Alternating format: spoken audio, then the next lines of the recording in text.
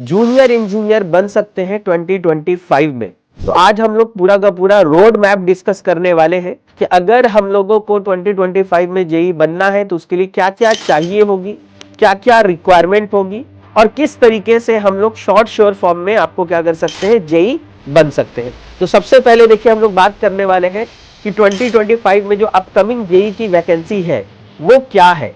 SSC JE के through अगर आप जेई बनते हैं तो आपको 4200 ग्रेड पे का क्या होता है, जॉब मिलता है, जिसका सैलरी रेंज आप देख ही रहे, यहां से यहां तक है स्टार्टिंग के टाइम पर। स्टूडेंट्स, वेलकम टू इंजीनियर्स वल्ला। और आज हम लोग बात करने वाले हैं कि 2025 में किस तरीके से हम लोग कोई भी जूनियर इंजीनियरिंग के एग्जामिनेशन को टारगेट कर सकते हैं और किस प्रकार से हम जूनियर इंजीनियर बन सकते हैं 2025 में।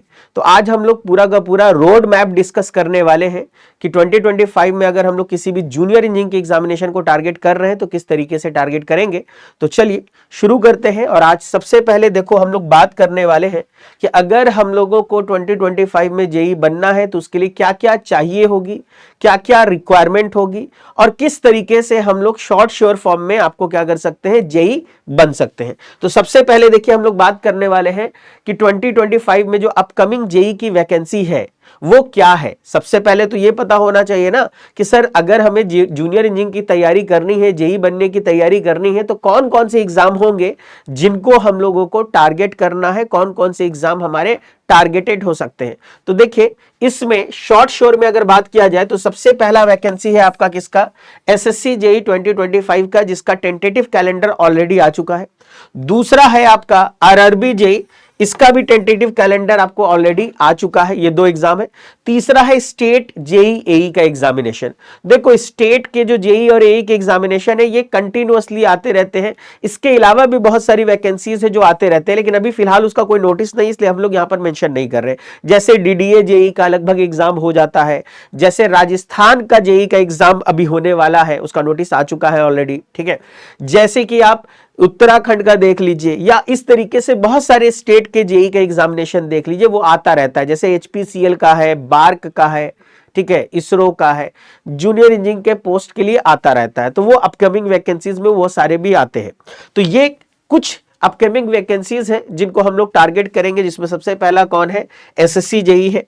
और अगर हम लोग यहां पर बात करें तो सबसे पहले बात होनी चाहिए कि सर एसएससी जेई जो है इसमें अगर आप जूनियर इंजीनियर बनते हैं तो आपका जॉब प्रोफाइल क्या होता है, आपकी सैलरी क्या होती है, किस रिगार्डिंग आपको वहां पर काम क्या होता है। तो देखिए सबसे पहली चीज ये है कि अगर आप एसएससी जेई के थ्रू सिलेक्ट होते हैं तो ये सेंट्रल गवर्नमेंट का जॉब है, पहला पॉइंट। दूसरा पॉइंट क्या है, मोस्ट इंपॉर्टेंट, कि सर ये जो पोस्ट है उसकी सैलरी रेंज क्या है, इतनी होती है। ये 4200 ग्रेड पे का क्या है, पोस्ट है, यानी एक अच्छा है, बी ग्रेड ऑफिसर का पोस्ट है, ठीक है। तो आपको ये इसका ओवरव्यू है और इसके बारे में अगर आपको जानना है, और ये सब टेंटेटिव वैकेंसी है, टेंटेटिव वैकेंसी है कि एटलीस्ट इतनी वैकेंसी लगभग आएगी, ठीक है, ये टेंटेटिव है। और इसके बारे में और जानना होगा तो हम लोग इसकी वेबसाइट पर जाकर के देखेंगे। तो एसएससी जेई के थ्रू अगर आप जेई बनते हैं तो आपको 4200 ग्रेड पे का क्या होता है, जॉब मिलता है, जिसका सैलरी रेंज आप देख ही रहे, यहां से यहां तक है। स्टार्टिंग के टाइम पर ट्रेनिंग पीरियड में थोड़ी सैलरी कम होती है, फिर धीरे धीरे बढ़ती जाती है, वो कैसे होगी वो अभी हम लोग डिस्कस करेंगे। देखिए जैसे कि अगर इसकी सैलरी की बात करें तो मैंने अभी बताया कि ये आपको रेंज है, ग्रेड पे कितना है, इतना है, जिसमें बेसिक पे जो है ये इतना है। इसके अलावा बहुत सारी चीजें आपको मिलती है। क्या क्या मिलती है आपको, हाउस रेंट अलाउंस मिलता है, आपको डियरेंस अलाउंस मिलता है, ट्रैवल अलाउंस मिलता है। तो टोटल मिला करके लगभग स्टार्टिंग में एसएससी जेई के थ्रू अगर आप सिलेक्ट होते हैं तो सैलरी अराउंड 50-55 के अराउंड आराम से हो जाती है, ठीक है। ये तो हो गई एसएससी जेई की बात। अब अगर हम लोग आगे बात करें तो भाई आरआरबी जेई के साथ क्या है, तो देखो आरआरबी जेई जो है ये भी एक बहुत ही अच्छा वैकेंसी है, सेंट्रल गवर्नमेंट का वैकेंसी है।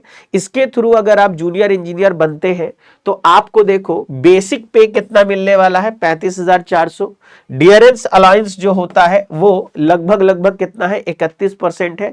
और ये आपको 46,374 रुपया, लेकिन ये कब मिलता है, ये मिलता है इन ट्रेनिंग पीरियड। जब आप ट्रेनिंग पीरियड में होते हैं तो आपके पास इन हैंड 46,374 रुपया आता है, बिना किसी डिडक्शन के, बिना किसी कटिंग के। कोई भी पैसा कटेगा नहीं आपको। लेकिन जैसे ही आपका ट्रेनिंग कंप्लीट हो जाता है, जैसे ही आपका ट्रेनिंग कंप्लीट होगा, देखिए बेसिक पे आपको यही मिलेगा, आपको डियरेंस अलाउंस इतना मिलेगा, ट्रांसपोर्ट अलाउंस मिलेगा, ट्रैवल अलाउंस मिलेगा, और टोटल आपका हो जाता है 62,000 इतना, जिसमें कि टैक्सेस कट जाते हैं कुछ गवर्नमेंट के, वो इतने हैं, और इसके बाद इन हैंड सैलरी लगभग 55,000 के करीब है।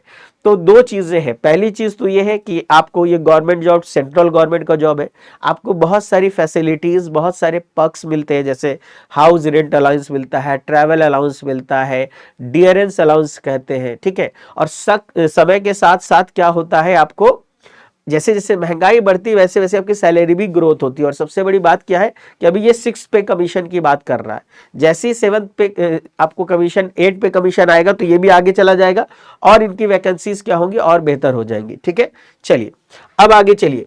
अब अगर आगे बात करें तो सर इंपॉर्टेंट डेट क्या होने वाला है, हमें पता भी तो होना चाहिए ना कि एसएससी जेई या आरआरबी जेई को हम टारगेट कर रहे हैं, तो उसका एग्जाम कब होने वाला है। तो सबसे पहले देखो इसका इंपॉर्टेंट डेट क्या है।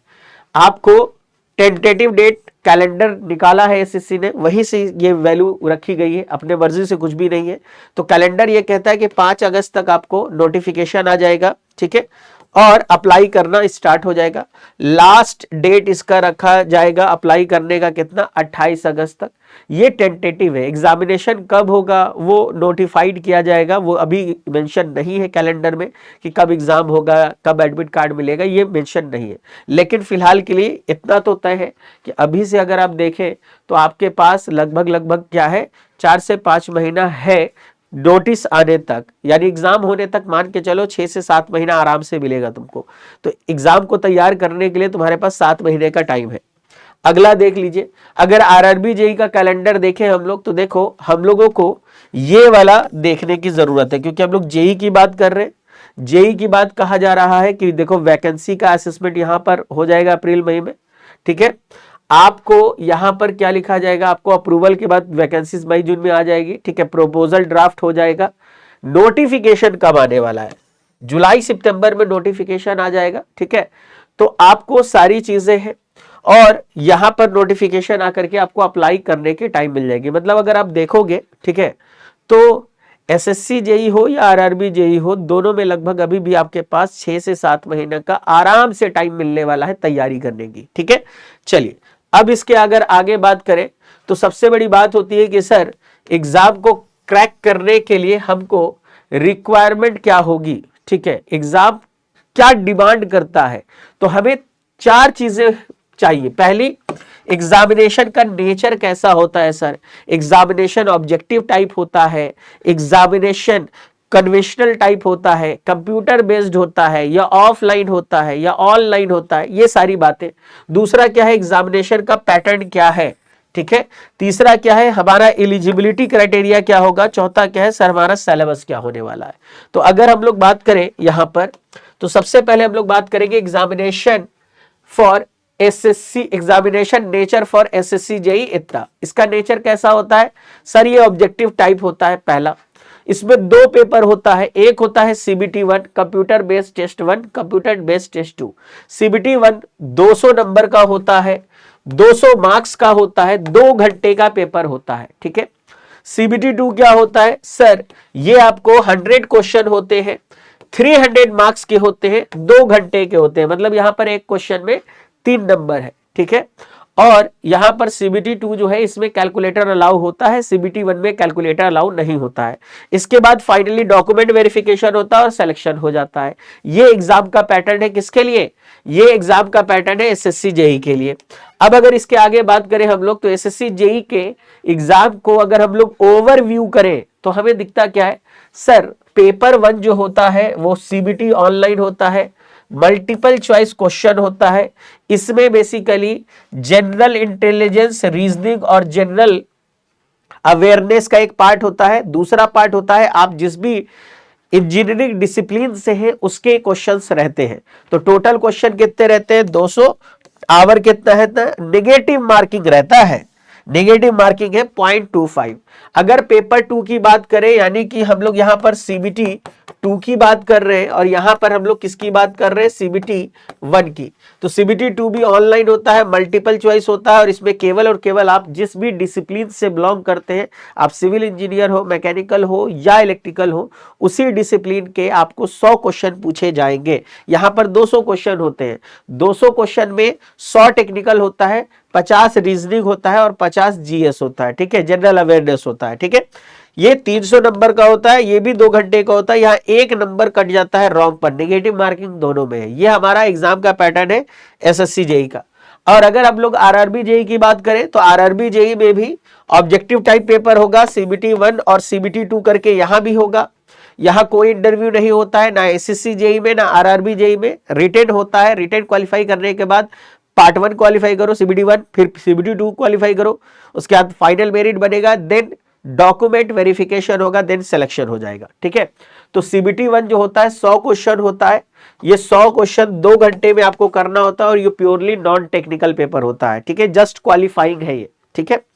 सीबीटी 2 क्या है, 150 क्वेश्चन का होगा, जिसमें 2 घंटा आपको दिया जाएगा, जिसमें कि 100 आपका टेक्निकल होगा और 50 आपको उसमें बहुत सारी चीजें कंबाइंड होगी, ठीक है। फिर डॉक्यूमेंट वेरिफिकेशन होगा, देन फाइनली सिलेक्शन हो जाएगा। अब अगर इसके आगे बात करें तो आरआरबी जेई में ध्यान से देखिए, सीबीटी 1 में क्या होता है, mathematics, general intelligence and reasoning, general awareness, general science. सबको अगर देखोगे तो 30 क्वेश्चन आपको मैथ से, 25 क्वेश्चन जी जनरल अवेयरनेस और रीजनिंग से, और जनरल अवेयरनेस से 15, जनरल साइंस से 30।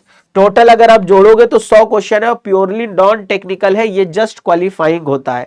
वहीं अगर सीबीटी 2 की हम लोग बात करेंगे तो सीबीटी 2 में देखो, जनरल अवेयरनेस 15 नंबर का, फिजिक्स केमिस्ट्री 15 नंबर का, बेसिक ऑफ कंप्यूटर 10 नंबर का, basic of environment and pollution 10 number का, ये 50 नंबर का ये हो गया, और 100 नंबर का आपका टेक्निकल एबिलिटी, यानी कि जो भी टेक्निकल सब्जेक्ट है वो। तो टोटल 150 नंबर का ये पेपर होता है आरआरबी जेई का, ठीक है।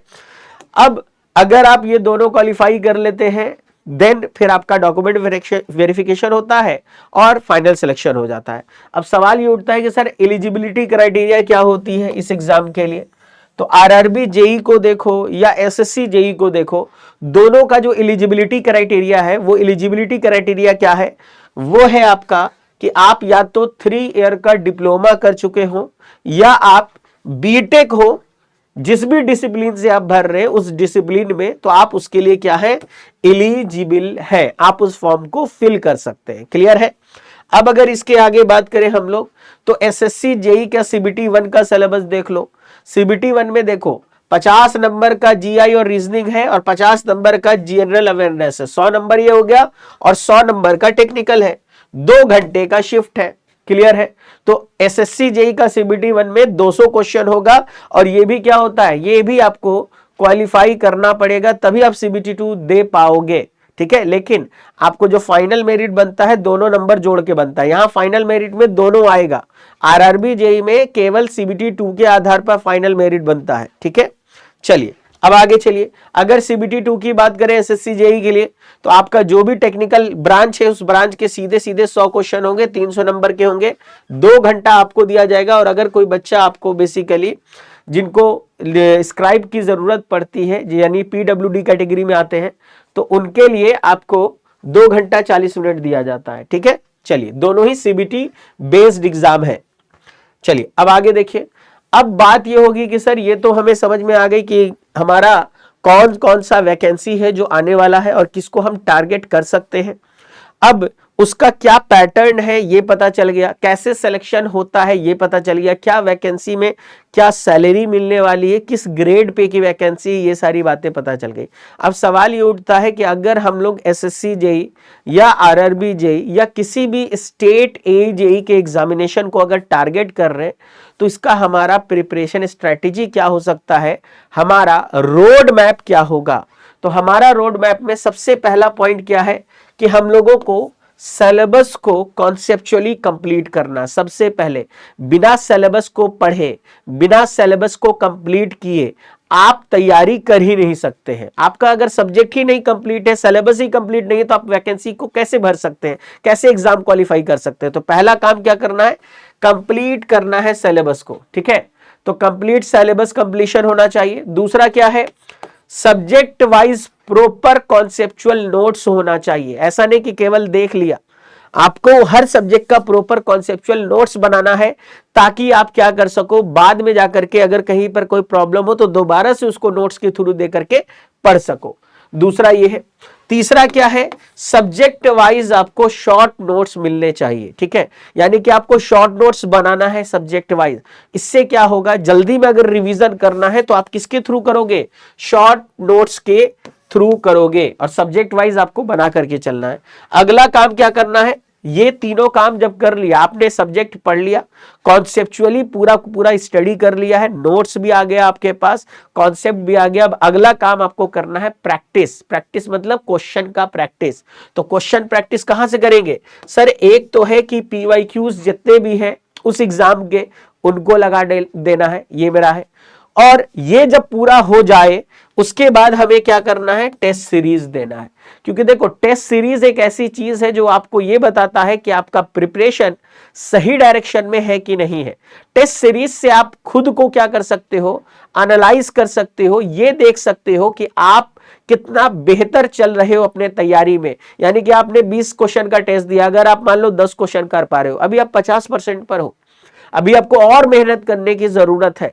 तो टेस्ट आपको यह बताता है कि आप अभी कहां पर लाई कर रहे हो, अभी आपको और कितना मेहनत करने की जरूरत है।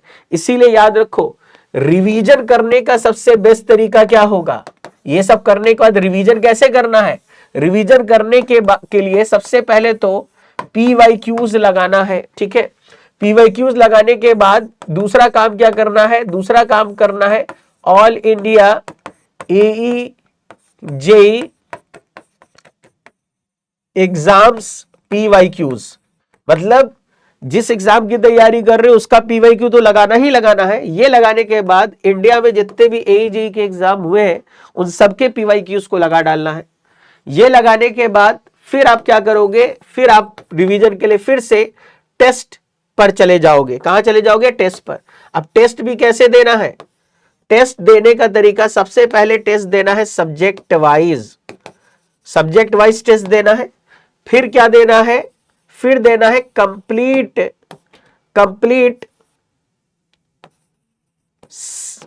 सब्जेक्ट को शफल करके, कंप्लीट सब्जेक्ट शफल टेस्ट करना है। यानी कि आज मान लो कि कोई एक सब्जेक्ट का टेस्ट दे दिया, कल अगला सब्जेक्ट, फिर तीसरा सब्जेक्ट। तो इस तरीके से आप सब्जेक्ट वाइज में भी देखो क्या कर सकते हो। सब्जेक्ट वाइज में या तो तुम चैप्टर वाइज ले सकते हो, पहले तुम चैप्टर वाइज टेस्ट दे दो, और ये सब जब कर लो तो फाइनली एग्जाम से पहले क्या देने की जरूरत होती है, मॉक टेस्ट। मॉक टेस्ट जो होता है वो रियल सिनेरियो बताता है कि आपने एग्जाम में मॉक टेस्ट दे करके ये पता करना है कि एग्जाम में जाएंगे तो कैसे आपको पेपर को उस ड्यूरेशन में करना है। तो टेस्ट से फायदा क्या होता है, टेस्ट से दो फायदे हैं। एक तो ये है कि आपकी एक्यूरेसी बढ़ जाती है, ठीक है। और दूसरा क्या है, दूसरा है आपका टाइम मैनेजमेंट हो जाता है। आप उस लिमिटेड टाइम में, आप इस लिमिटेड टाइम में बहुत सारी चीजों को करना चाहेंगे तो आपको टाइम मैनेज करना आना चाहिए। तो टाइम मैनेजमेंट टेस्ट बताता है, और कितना तुम करेक्टली क्वेश्चन सॉल्व कर रहे हो, तुम्हारी एक्यूरेसी कितनी अच्छी है, ये भी टेस्ट सीरीज बताता है। तो तैयारी करते वक्त सबसे पहले आपको क्या करना है, पूरा का पूरा सिलेबस कंप्लीट करना है conceptually, subject wise proper notes बनाने हैं, subject wise proper short notes बनाने हैं, देन फिर उसके बाद रिवीजन पर चले आना है। तो ये आपको क्या होता है, बेसिकली ये आपका स्ट्रेटेजी होता है। और एक तो तरीका है कि आप अपनी तैयारी को बूस्ट करना चाहते हैं तो YouTube पर भी बहुत सारे आपको कंटेंट फ्री में अवेलेबल, आप वहां से भी कर सकते हैं, सेल्फ भी कर सकते हैं। लेकिन बैच लेने से फायदा ये हो जाता है कि आपका जो तैयारी है वो एक सिस्टमैटिक हो जाता है, अलाइंड हो जाता है, प्रॉपर गाइडेंस आपको प्रोवाइड होती है, आप रेगुलर अपना डाउट सॉल्विंग कर पाते हैं, आप टीचर के साथ कनेक्ट हो पाते हैं। तो इसके लिए एसएससी जेई का जो भी बच्चे तैयारी करना चाहते हैं और प्रॉपर गाइडेंस के साथ तैयारी करना चाहते हैं तो उनके लिए एक बेस्ट बैच है पीडब्ल्यू का, जो है आपको एसएससी जेई फाउंडेशन 2.0 बैच। ये बैच सिविल, मैकेनिकल, इलेक्ट्रिकल तीनों के लिए है और प्राइस भी आप देख रहे होंगे बहुत कम है। तो इस बैच के थ्रू आप एसएससी जेईई को टारगेट कर सकते हैं। और अगर मान लीजिए आप इंडिया में कोई भी जो एई जेईई के एग्जाम होने वाले हैं उनको टारगेट करना चाहते हैं तो पीडब्ल्यू का सबसे बेस्ट बैच है वो है अशोका बैच। ये एक ऐसा बैच है और इसको इस तरीके से डिजाइन किया गया है कि आप कोई भी एग्जाम उठा के देख लीजिए इंडिया में जो भी एई जेईई का हो रहा है उसके सिलेबस को इसमें पूरा पूरा प्रॉपर्ली क्या किया जाता है, कंप्लीट किया जाता है। इसलिए ये बैच जो है ना काफी वास्ट है और बच्चे इसे बहुत ज्यादा पसंद करते हैं क्योंकि एक ही बार पढ़ करके आप एक ही कोर्स के थ्रू बहुत सारे एग्जाम को आसानी से टारगेट कर सकते हैं। तो अशोका बैच सी 2025 है जिसके थ्रू आप क्या कर सकते हैं, इंडिया के कोई भी एई जेईई के एग्जामिनेशन उनको टारगेट कर सकते हैं। कुछ बच्चे, और ये सारे batch live plus recorded form में आपको मिलते हैं। कुछ बच्चे ऐसे भी होते हैं जो चाहते हैं कि सर मेरे को रिकॉर्डिंग फॉर्म में चाहिए, तो आप वीओडी बैच ले सकते हैं। ठीक है, तो ये आपके तैयारी को बूस्टअप करेगा, आपके साथ प्रॉपर गाइडेंस मिलेगा, प्रॉपर शेड्यूलिंग रहेगा, प्रॉपर टेस्ट होता है, प्रॉपर आपको डीपीपीएस प्रोवाइड किया जाता है। ये बैचेस के फायदे हो जाते हैं।